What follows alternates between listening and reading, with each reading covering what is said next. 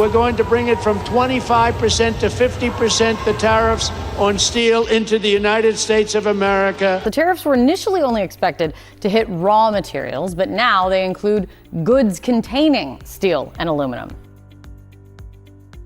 President Trump's decision to raise tariffs on steel was meant to showcase economic muscle. By slapping a 50% levy on Canadian steel and aluminum, the White House believed jobs would flood back to American plants. Instead, the policy has set off chain reactions that Washington did not anticipate.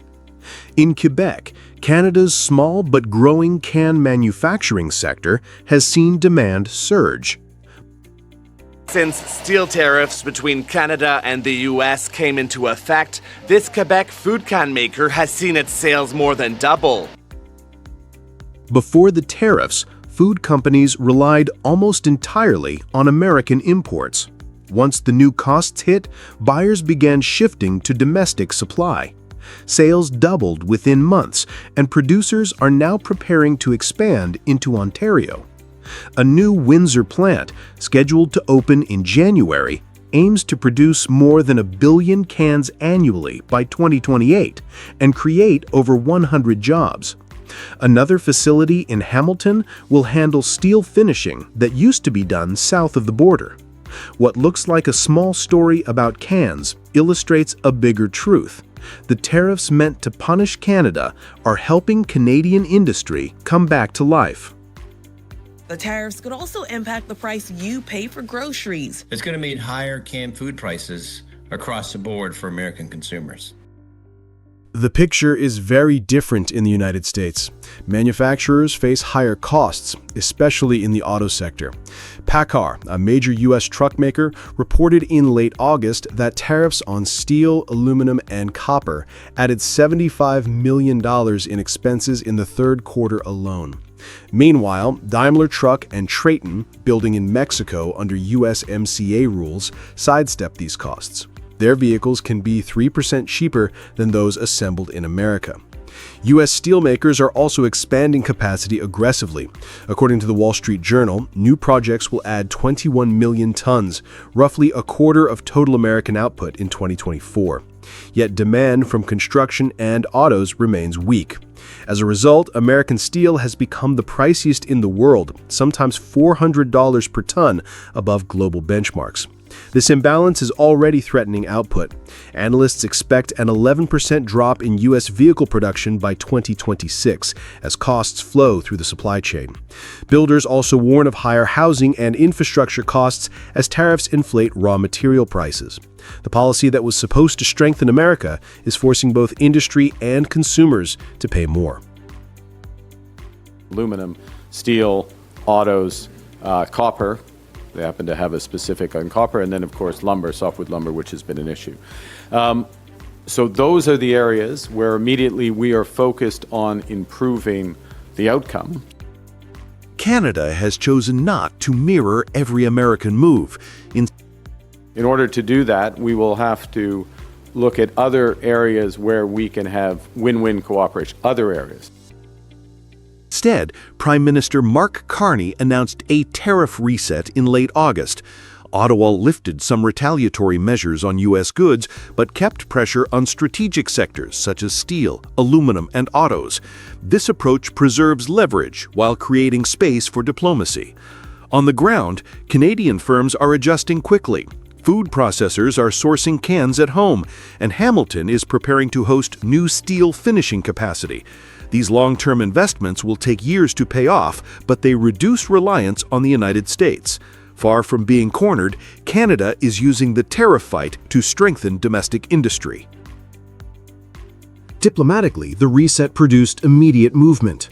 Commerce Secretary Howard Lutnick hosted Canada's Trade Minister Dominic LeBlanc in Washington on August 26th for a 90-minute meeting.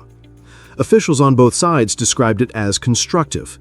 The Americans acknowledged that Canada's removal of some counter-tariffs was a significant step, and discussions are now advancing more quickly. Beyond the negotiating table, Canada holds other forms of leverage. Canadian tourists once accounted for 10 to 15% of daily economic activity in Las Vegas. That flow has nearly disappeared, and businesses have noticed. For Trump, tariffs may be a favorite tool, but his advisors know that the uncertainty surrounding them undermines investment and confidence. This is where the contrast between the two leaders stands out. Trump thrives on disruption, using tariffs to keep partners off balance. Carney favors steadiness, protecting key industries, keeping doors open to negotiation, and supporting firms that turn hardship into opportunity. The steel gamble designed to break Canada is now backfiring at home, while Canada shows it can adapt, endure, and even outplay the United States in the long run.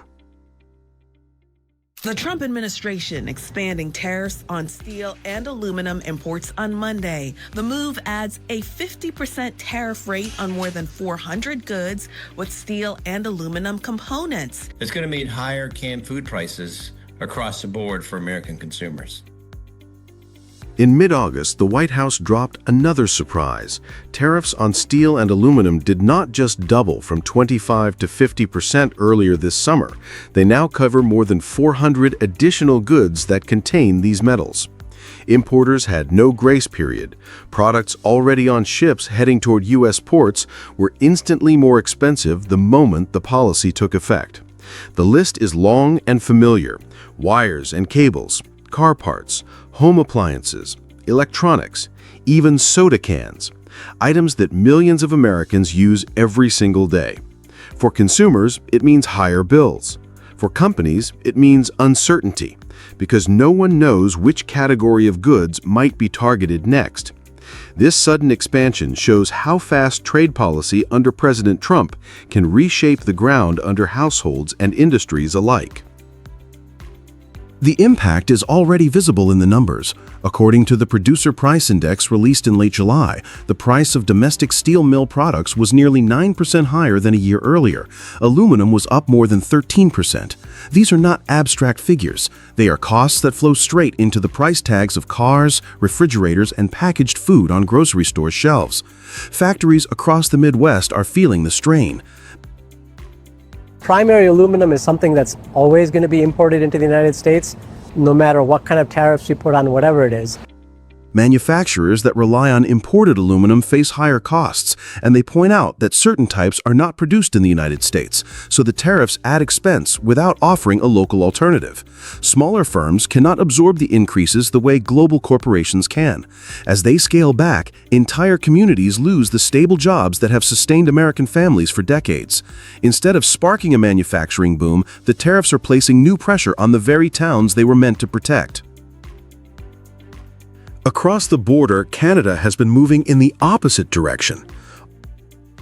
We must reinforce our strength at home. Canada will be introducing a series of countermeasures to protect Canadian steel and aluminum workers and producers. Ottawa responded quickly when Washington first raised tariffs earlier this year. By March, Canada had imposed its own 25% counter-tariffs on about 30 billion Canadian dollars worth of U.S. goods, covering steel, aluminum, and a wide range of consumer products. But Canada did not stop there. It introduced tariff rate quotas that limit how much foreign steel can enter the country, and expanded procurement rules so that only Canadian firms or trusted partners can bid on government projects requiring steel and aluminum. The government also prepared financial support for major aluminum producers if U.S. tariffs remain in place, ensuring that companies like Rio Tinto can maintain operations and jobs. This approach has a clear goal. While tariffs raise costs, Canada is using the moment to strengthen its domestic industry, protect workers, and stabilize supply chains. Ottawa is signaling that it will not simply accept American pressure. It is defending its own market while keeping its industrial core intact. The contrast is striking. In the United States, tariffs were sold as a promise to bring jobs back and make industry stronger. Yet the evidence so far points in the other direction. Higher steel and aluminum costs are feeding into inflation, squeezing companies and forcing layoffs at manufacturing firms that rely on imported metals. For American households, everyday purchases from canned food to family cars are becoming more expensive. Canada, meanwhile, has acted quickly and decisively to protect its own producers. Rather than being cornered, it has turned the trade shock into an opportunity to reinforce its industry. The result is a tale of two strategies. One is creating turbulence for consumers and manufacturers at home. The other is building resilience in the face of pressure. This is the test of tariff politics. Pushed too far, short-term protection ends up hurting the very workers it promised to defend. Trump's trade policy now shows how protection can backfire, raising costs at home while unsettling global commerce. We're more united and more determined to stand up for Canada than at any time in my entire lifetime. We made it clear to President Trump and to the world that Canada is not for sale, and Canada will never, ever be a 51st state. President Trump has been celebrating his tariff campaign as a victory, pointing to the billions collected for Washington. In reality, those tariffs are backfiring at home, driving up prices for American families and adding pressure on U.S. businesses. While the president frames tariffs as proof of American strength, Canada is holding firm. On August 18th, Prime Minister Mark Carney and Premier Doug Ford met in Ottawa to coordinate their response, focusing on how to strengthen competitiveness at home. The contrast could not be sharper. Short-term revenue in Washington, long-term resilience in Canada. And important discussion with Premier Ford this morning on a variety of aspects for the Ontario economy, the Canadian economy, which of course includes trade but goes much more to the issues that we can control and how we build out from within. We have to hold firm and we have to create the environment. For instance, the steel sector. You know, the steel sector, we have to look at the large infrastructure projects, shipbuilding, and make sure that large-scale infrastructure projects like a pipeline, the steel pipes come from Ontario. On August 18th, Prime Minister Mark Carney and Ontario Premier Doug Ford stood side by side in Ottawa. Their focus was not on what Washington might do next, but on building Canada's own strength. Carney stressed the need to focus on housing, on the steel and auto sectors, and on new fields such as artificial intelligence. His point was simple. Canada must build competitiveness from within, not depend on external decisions. Ford delivered the same message in his own way. We're united on the message of let's start worrying about how we can be competitive here. Donald Trump is so unpredictable. I don't even know if he knows what he's doing tomorrow morning. He reminded Canadians that Trump is unpredictable, that no one can forecast what the president will announce tomorrow. The answer, he said, is to make Canada the most competitive place to invest by reducing taxes, cutting red tape, and keeping production at home.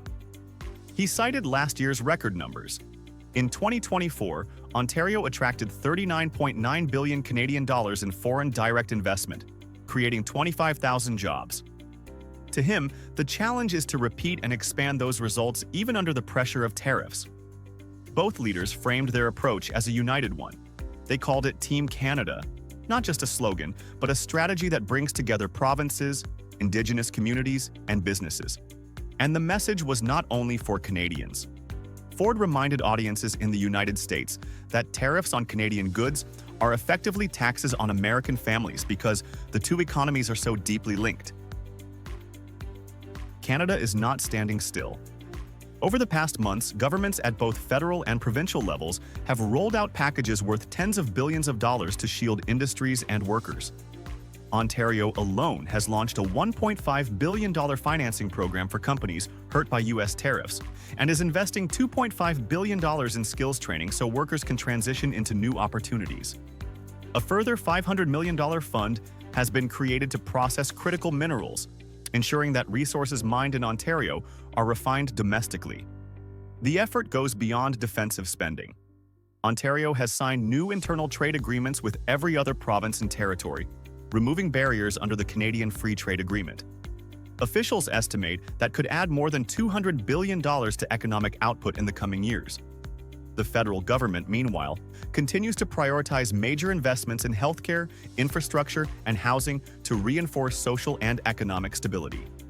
Together, these measures show that Canada is using the tariff crisis as a catalyst for long-term transformation. We'll stop worrying about Donald Trump. We'll start focusing on Ontario, on Canada, and all the other provinces and territories. Trump presents tariffs as proof of success, But they are raising costs in his own country. Canada is responding by holding firm and focusing on long-term competitiveness. This is not only a trade fight, it is a test of endurance, and Canada is showing it is ready. Carney and Ford may differ in style, but both underline the same message. Canada is not retreating, not waiting, and not bending. It is adapting, rebuilding, and preparing for the next decade. Trump's tariffs may have set the stage, but Canada has chosen to write its own script. And in this unfolding clash, endurance and vision will matter far more than revenue headlines from Washington.